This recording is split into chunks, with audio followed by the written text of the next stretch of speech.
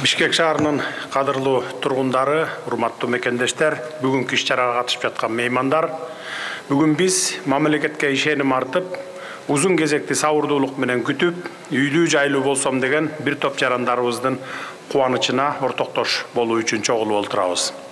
Ошондуктан эң алды маңдайы жарыла сүйүнүп турган батир ээлерин, жана алардын жакындары менен туугандарын ушул үйлөрдөн агарып көгөргүлө, ак өргөңүздөр ак жолтой болсун деп бүгүнкү майрамыңар менен чын дилимден куттуктаймын. Элибиздин турмушун жакшыртуу жаатындагы ой максаттарыбыздын сап башындагы калкты жумуш орундары жана арзан турак жай менен камсыз кылууну артыкчылык катары карап келебиз. Себеби кайсы үй бүлөнү алба, балдары билим алып, кесипке үйрөнүп, эрежеге жеткенде ар бир ата-эне улам балам, ушул балам же ушул кызым ак эмгеги менен каражат тапса, үйлүү жайлуу болушса, анан бак айтып үй бүлө курушса деп басса турса тилек кылабыз. Мына ошол жалпы ата-энелердин элибиздин ой тилегин биринчи орунга чыгарып, турак жай маселесин чечүү максатында акыркы жылдары жарандарды жеткиликтүү турак жай менен камсыздоо боюнча республикалык масштабтуу долбоорлорду ишке ашырууга кириштик эле. Анын алгачкысын өзүңүздөр билгендей, мындан 10 күн мурда дал ушул Борбор калабызда баштап 500дөн ашуун жаранга батирлердин ачкычтарын тапшырдык. Бүгүн ошол ийгиликтүү долбоордун уландысы катары Мурас турак жай комплексинин ачылышына күбө болуп жатабыз. Биз мамлекеттик ипотекалык компания аркылуу арзан турак жайларды куруу менен жарандарыбызды үйлүү жайлуу кылбастан, аларды социалдык жактан коргоо, татыктуу жашоо менен камсыздоо саясатын ишке ашырып жатабыз десем дагы болот. Урматтуу агайын туугандар, бул турак жай комплекси үчүн алынган жер тилкесинде мурда номер 47-чи түзөтүү колониясы жайгашканын жакшы билесиздер. Абак деген абак өзүнүн сүрү бар, түзөтүү мекемеси болуп эсептелет. Кандай болгон күндө дагы Борбор калабызга шаң тартуулай албайт. Ошондуктан бул колонияны шаар четине чыгарып, ордуна жай турмуш өкүм сүрсүн деген ниетте турак жай курууну мерчемдеп иш баштадык эле. Ошол араларда ар кандай сөздөрдү чыгарышып, абактын ордуна үй курулуп атат деп ар нерсени жоромолдоп, ар нерсени мындай сөз кылып жибергендер болду. Урматтуу үй ээлери, абакты бул жакка коелу, азыркы жашап жаткан үйлөрүңөрдүн таман астында адам атадан бери санасак 1000 деген адамдардын сөөктөрү жатат. Мына азыр бутуңардын алдында дагы бир 100дөгөн адамдардын сөөктөрү болушу мүмкүн илгертен бери. Эгер чындап келсе, дүйнө жүзүндө тоолорду кошпогондо түз жерлерде таза жер жок. Зулкарнайын деген пайгамбарыбыз көзөткөндө ошол мезгилде эле адам коюлбаган таза жерге коебуз дешип, таза жер издешкен экен. Ошондо таза жер жок болуп чыкканда, кай жер болбосун адамдардын сөөктөрү коюлган жер болгон. Ал эми адам атадан баштап бүгүнкү күнгө чейин 120 миллиард адам өтүп кетиптир дүйнөдөн. Болжол менен. Эми анын баары эле ошо бир жерге коюлган жок да.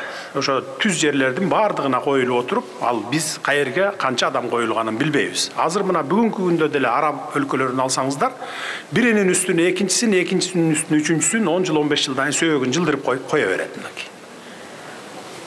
Ошондуктан бул биз кичи районду жакшылыкка жоруп, келечек муундарга түрмөлөрдө эмес, жаркыраган турак жайларды куруп берип кетели деп, атын дагы Мурас деп атап койдук. Кудай буюрса, бул Мурастын үйлөрүнөн балдардын күлкүсү жаңырып, бул чөлкөмгө жан кирип, шаарыбызды көрккө бөлөйт деп мен терең ишенемин. Чөлкөм дегеним бул объект Бишкек шаарындагы масштабтуу турак жай комплексинин бири болуп эсептелет. Бүгүнкү берилип жаткан үйлөр жалпысынан 4700 батирди камтыган ири долбоордун бир гана бөлүгү болуп саналат. Калган бөлүгү дагы Кудай буюрса эмдиги жылы бүтөт. Бүгүнкү күндө анын алгачкы этап аяктап 6 блоктон турган 18 кабаттуу үйлөрдөн 510 батирди ээлерине тапшырганы турабыз. Мында дагы батирлер мамлекеттик ипотекалык компания аркылуу кезекте турган социалдык багыттагы кызматкерлерге жана ошондой эле курулушка 50% үлүш кошуу шарты менен кирген мигранттарыбызга жана башка муктаж болгон жарандарыбызга берилмекчи. Урматтуу мекендештер, социалдык турак жайларды куруу иштери мындан ары дагы ыкчам темп менен улантылып кете берет. Башталган долбоорлорубузду аягына чыгарабыз. Мамлекетке ишеним артып, социалдык турак жай алуу кезегине турган 40 миңден ашуун жарандарыбызды үмүт тилегине жакын аралыктарда жеткиребиз буюрса. Алдыда дагы көптөгөн турак жай комплекстеринин курулуу иштери башталары күтүлүүдө. Жеке эле Борбор калаада эмес, Кыргызстандын ар кайсы аймактарында көп кабаттуу үйлөр курулуп жатат. Биздин социалдык турак жай куруу боюнча стратегиялык пландарыбыз узак мөөнөттүү болот. Республика боюнча үйгө муктаж болгон жарандарыбыздын бардыгын үйлүү кылмайынча бул ишти, бул долбоорду токтотпойбуз. Заманбап жана ыңгайлуу турак жай объектилери этап менен курула берет. Биз ишенимдүү түрдө турак жай маселесин чечүүгө багыт алып, жарандарга жаркын келечек тартуулоого умтула беребиз. Урматтуу материялери, бүгүнкү кубанычтуу майрамыңыздар менен дагы бир жолу куттуктаймын. Жакшылыгыңыздар жугуштуу болуп, үй алам деп кезекте турган калган мекендештерибиз дагы бат эле үйлүү, жайлуу болушун. Ал күн дагы алыс эмес. Жаңы жыл алдындагы жаңы үйлөрүңүздөргө ырыс, кут, бакыт уяласын. Ак өргөңүздөр кут болсун. Уборчусу болуп эмгектенип келатат. Ошол өзү 25 жылдык менен өзүнүн очерети келип үйүнө ээ болду.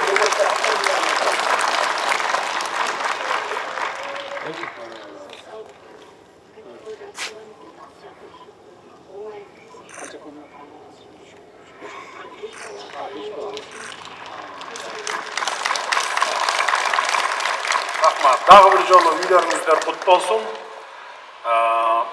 Мына ушинтип бардыгын тең үйлүү жайлуу кыла беребиз. Эми азыр уруксат берсеңиздер, калган ачкычтарды эми сиздерге мен кеткенден кийин тапшырса керек. Мен кирип, бир сыйра көрүп, анан кийинки иш чарама барганга уруксат бересиздер.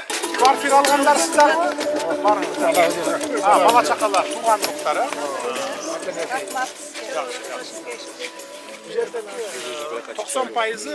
90% 25 жылга, 90%. Сразу ай сайын төлөп кетесиз. Без первого начала. 50% менен алгандардан бир 10% бар, 50% алгандардан 10% бар.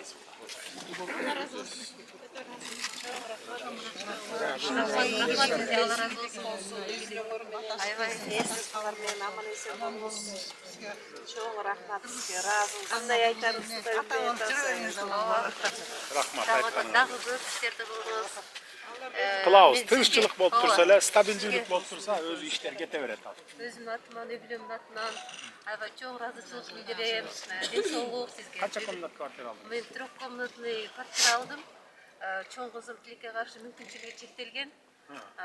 Канча балаңыз бар? 3 балам бар. 3 балаңыз менен 3 комнат алдыңыз. 2 эркек, 1 кызым бар. Ошо рахмат сизге. 14% абдан оорлук кылат экен. Аны менен жөнөкөй карапайым калк ала албайт экен. Ошон үчүн анан ылдыйлатып туруп, жөнөкөй калкка 4% кылып койдук, мамлекетте иштегендерге жөнөкөй. Анан баягы 8%-ти ал баягы базарда отурган мигранттар, акчасы барларга кичине 8% кылып койдук. Кичине мамлекеттик ипотекалык компанияга да анча-мынча доход калыш керек да. Компанияда өсүш керек. Анан ал банкрот болуп калса ал компания кийин эч кимдерге үй салып бере албай калат. Ошон үчүн кичине коммерческий 8 кылып койдук.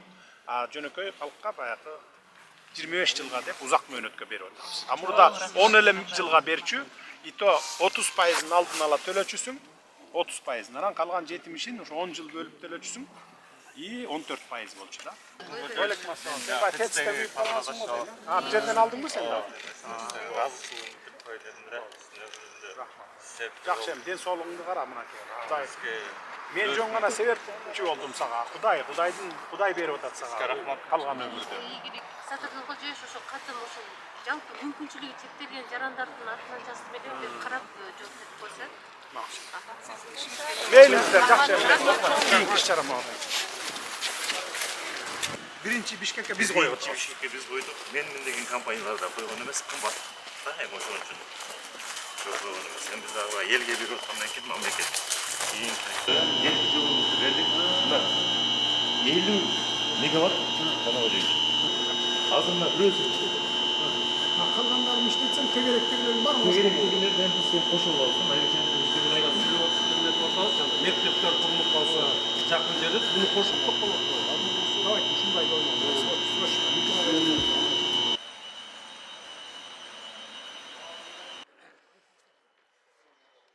Assalomu alaykum. Sizmi uyдун ээси? Атасы.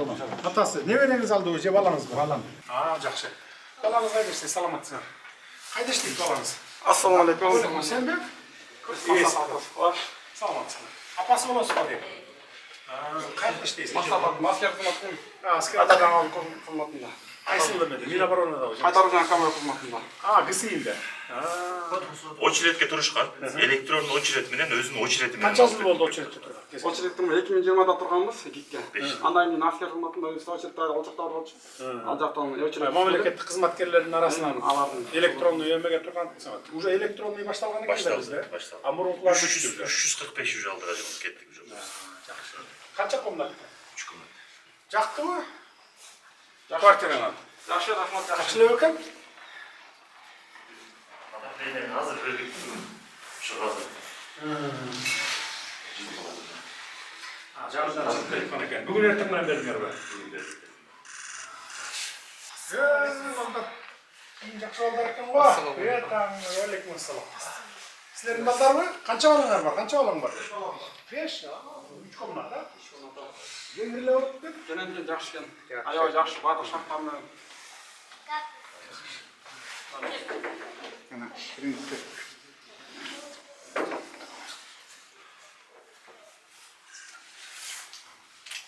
Канча жыл болду иштегениң эмеде? 18 жыл болду. 18 жыл. 18 жылда эми квартирага жетип атасың, э? Квартирага жүрчү элең мурда? Квартира түзүп, Канча төлөйсүң квартира? ар кандай шартына жараша төлөсөз.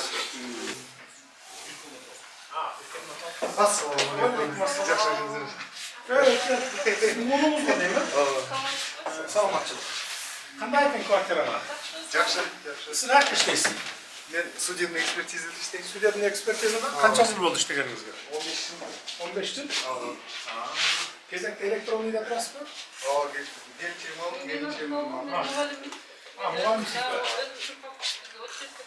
Очеред менен. Электронный очеред. Эми мындан ары бүт электронный менен кете баштайт. Электронный менен кете баштайт. Мурункулар бүтөт уже, бүткөн, э, уже. Жакшы. Чтоб баягы ызы-чууда болбош керек. Анан баягы саясатчылар саясат кылбаш керек да. Секирип кетип кийин анан аттап кетип кийин жебеш керек. Ошо менен бөлүсөм электронный кетпек уже бөлүсөм. Азыр эмки жыл уже сонун болуп калды. Кайсы мектепте иштейсиз? Мугалим. Кофта иштелип, частында иштеп атабыз азыр. Ал кайта сценарий обратно постко.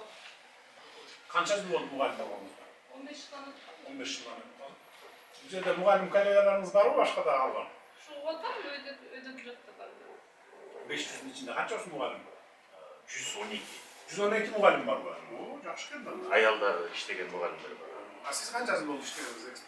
15-16 жыл болуп калды. Мындай как положено очередь менен болду да. Жалгыз балаңар барбы? Жабыз